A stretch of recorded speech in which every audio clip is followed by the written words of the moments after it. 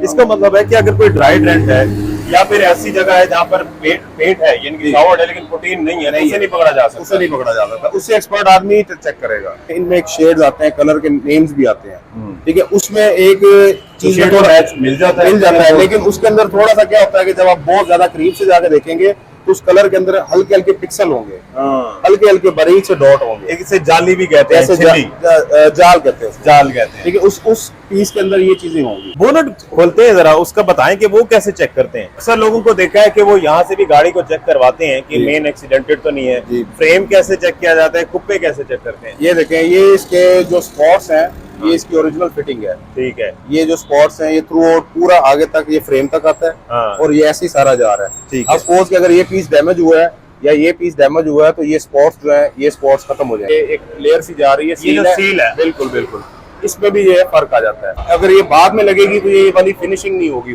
और गाड़ी में क्या चेक करना चाहिए लेने के? और गाड़ी में बेसिकली साइकिल आता है तो मैकेनिकल आता है। मैकेनिकल उसके इंजन की आप गाड़ी स्टार्ट करते हैं, उसको रेस दें, चेक करें कि उसके अंदर शोर तो नहीं है।